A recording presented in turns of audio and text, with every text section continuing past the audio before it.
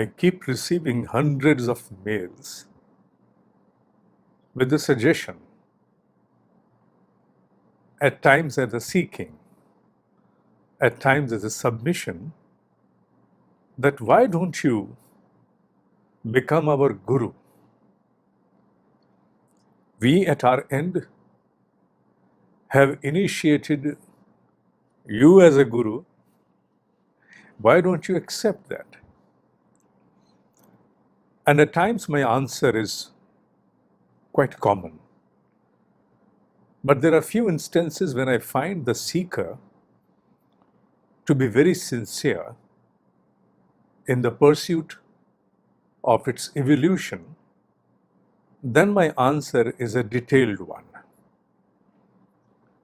Why don't I accept to become a guru, Adhyatmic guru? Let this word be a rejoinder which is affixed with the word guru, term guru.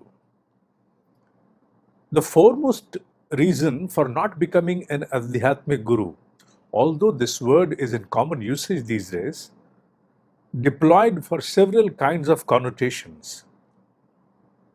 Who has the eligibility to become an Adhyatmic guru? Adhyatma means the science of soul.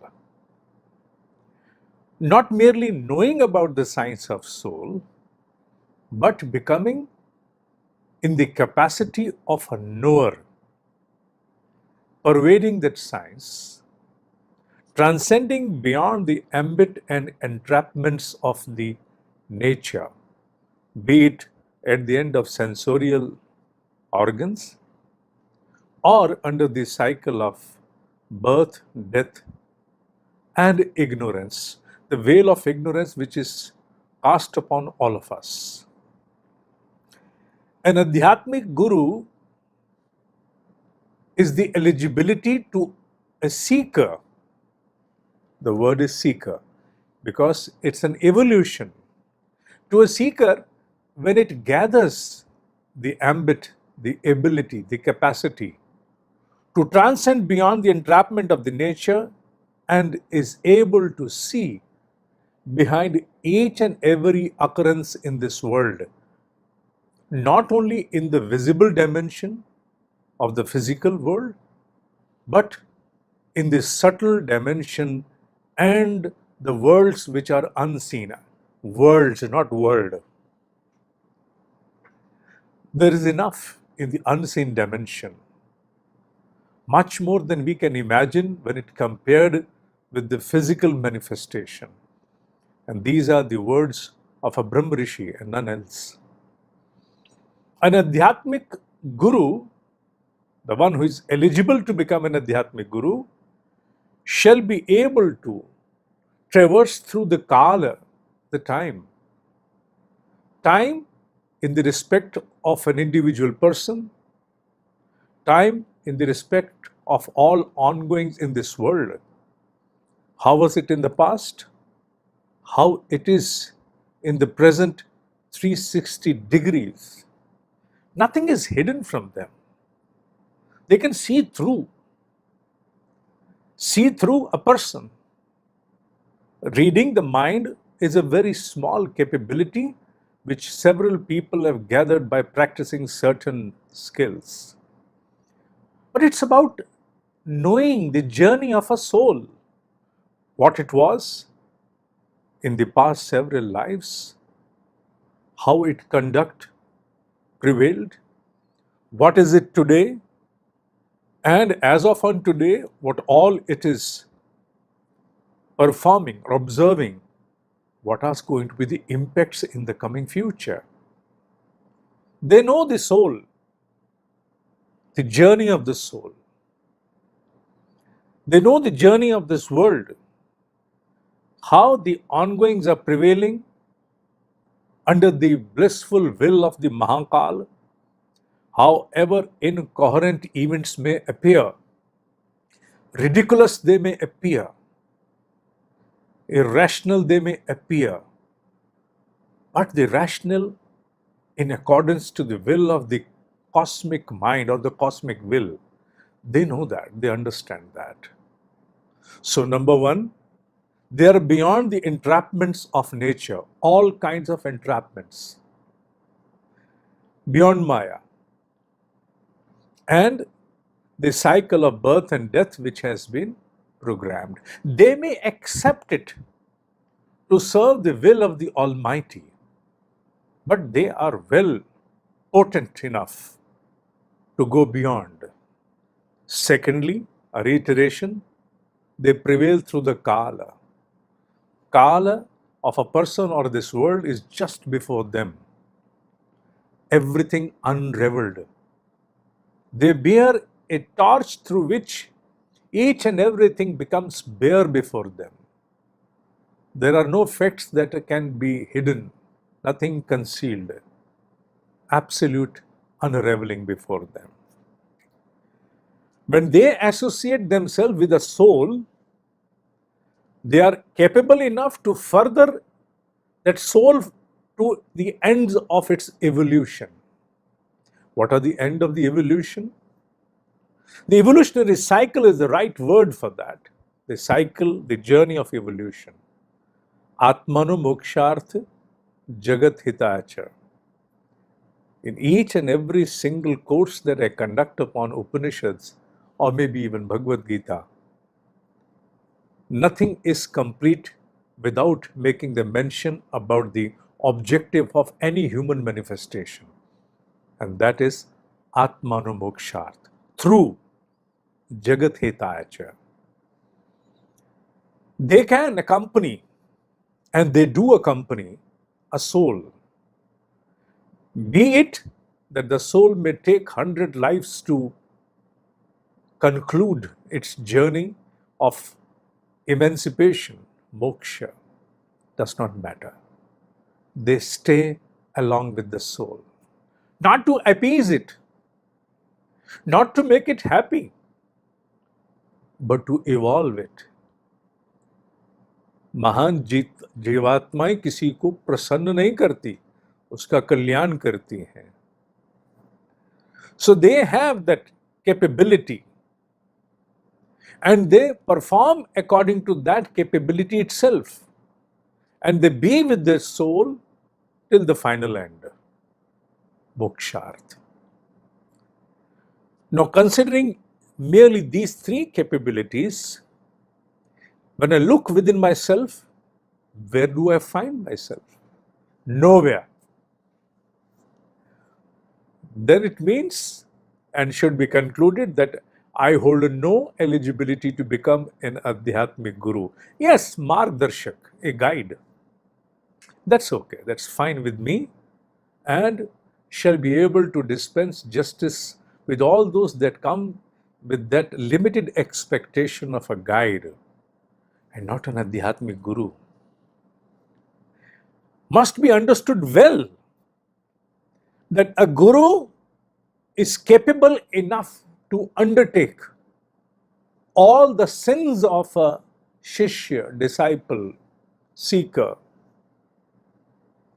in order to eliminate the impediments that may obstruct seeker's evolution. Not otherwise. Let me reiterate, they will not be able to undertake the impact of the sins conducted by a disciple merely for its sensorial pleasures or otherwise, but merely those which they consider can act as a strong impediment in the furtherance of its journey towards moksha, emancipation. They have that capability to undertake that. They will take it over. Can you imagine any ordinary person claiming itself to be a guru and having the capability to undertake the sins of a seeker?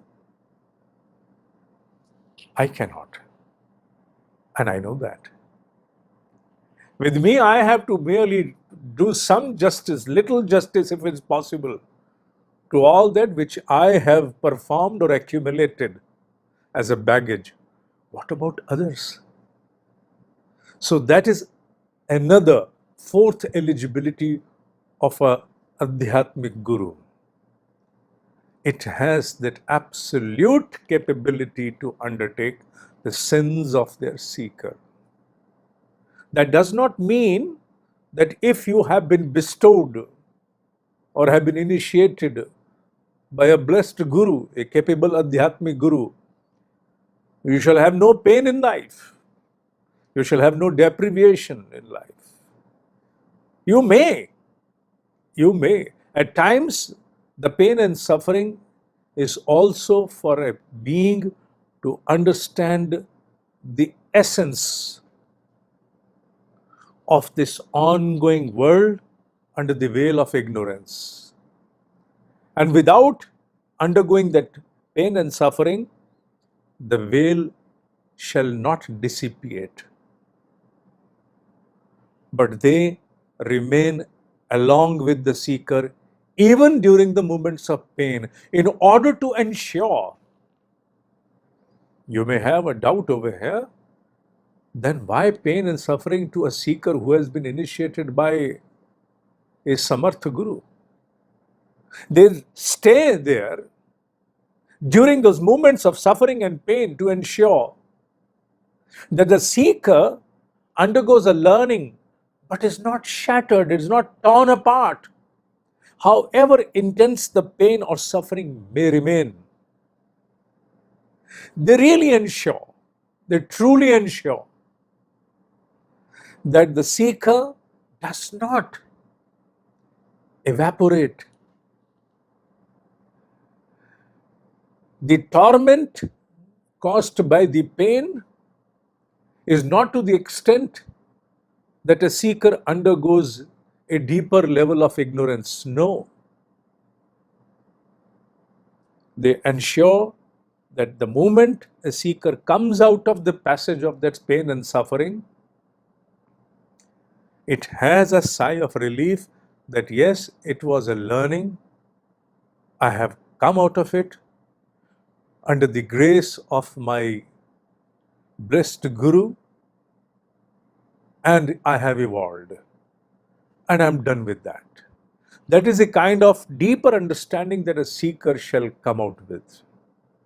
In normal circumstances, the same pain may tear apart the entire existence of a human or being. Whereas a seeker under the blissful guidance, support of a blessed Guru shall come almost unscathed. Then there is an aspect which must be understood. One who has some money is only able to help the others, lend others, etc., invest for others or for some project. One who has no money merely has to suffice with one's own basic requirements. The Tapa Shakti is the wealth of a blessed Guru, Adhyatmic Guru. They're able to instill a portion of their tapa, their wealth, into the seeker, so that the kind of impediments which otherwise it may not, it means the seeker, may not be able to surpass on its own. By the help of the Tapa Shakti, the seeker is able to overcome even those inner impediments. Especially, you may like to know in what respect, especially in the light of inner endurance when it comes to perform sadhana, when it comes to perform various kinds of austerities, which are mandatory to purify one's inside. In ordinary parlance, we easily can pronounce as belittled to undertake a sadhana which is rigorous in nature. Whereas when you are under the blessing of a blessed Guru, blessed by the Almighty, then with that confidence gathered from the radiance of the Guru, you're able to endure. And then you are startled, astonished, surprised even at yourself. How was I able to accomplish through this sadhana? Before I embarked upon it, it appeared to me that it is almost impossible for me to endure through this sadhana for so many hours, for so many days. But there was something that was holding me all through, something that ensured that I remain intact. And now the kind of confidence in me of accomplishment is incomplete without another feel that I have within myself that I am not alone. There is someone, something all through with me. May not be visible. Not necessary that a guru has to be in the physical dimension. When we pray for a guru, when we offer a prayer, the words that we use, they deploy, are akhanda mandala karam. It prevails into the indivisible orbits. Akhanda mandala karam vyaptam yena characharam. It pervades through the animate, inanimate. It is not necessary to merely understand a guru has to be in a physical form as a human. No. Yes, it has the ability to manifest into a physical dimension as well. But it's not limited to that. If your Adhyatmic Guru is not in the physical dimension, has left the mortal plane, it has left the mortal plane for your sensorial organs to decipher, but not otherwise. You may recall almost all the exalted masters when before they depart, they leave this message for their disciples. I'm not going anywhere. I'm there. With your sincere yearning, I shall manifest in the form of an insight, intuition, inspiration, thought, divine vibrations. There are so many ways for it to manifest according to the need of the hour, need of the seeker. They go nowhere. Their existence is beyond the entrapments of the laws of the nature. A normal human being under the cycle of birth and death shall have to reincarnate again after death within a specific period of time, but not with them. They are able to retain their existence in the subtle dimension, be it Sukshma or Karan, the subtle or the causal body. It's up to them. But they can retain and keep working with the same intensity for the objective for which they are today an Adhyatmic Guru.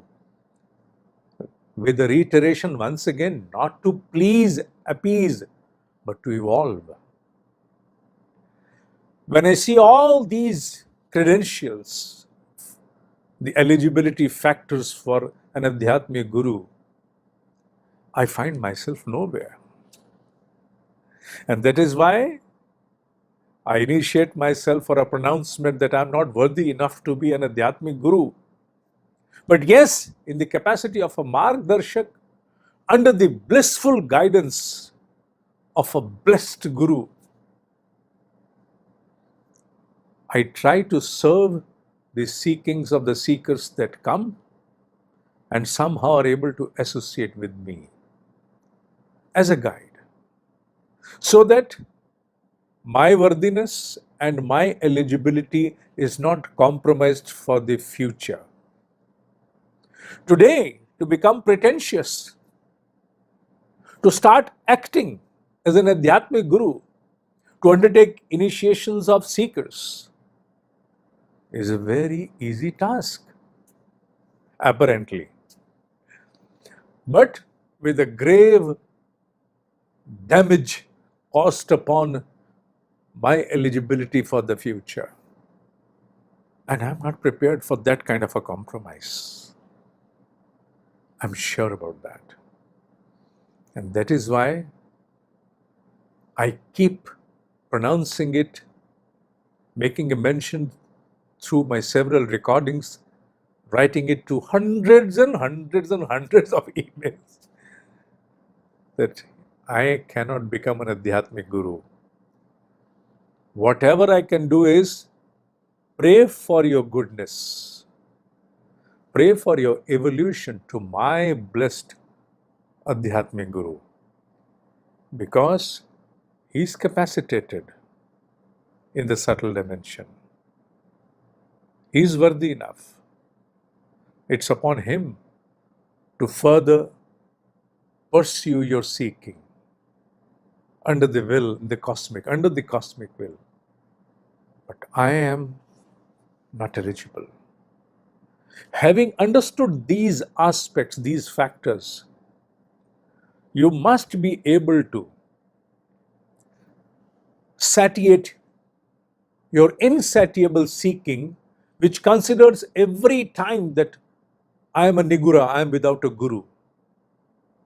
And you are in a rush, in a hurry, in an insistence, I should have a guru. No. My suggestion goes without seeking, I'm saying, that it's better to take Surya as your guru for a reason as told by Brahma Rishi, when it's the moment for you to have a guru in physical dimension, it shall manifest by itself when there is a need, and if at all there is a need. And if the need is being fulfilled through other better avenues, it shall be done without any compromise, without any delay. It shall be dispensed according to the will of the cosmic will. So, having understood that, observe a premonition before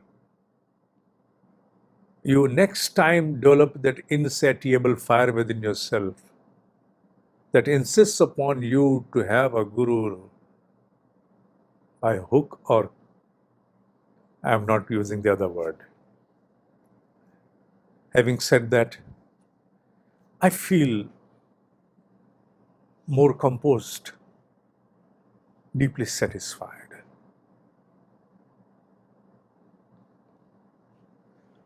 ओम ही सत्य है, ओम ही सत्य है, ओम ही सत्य है।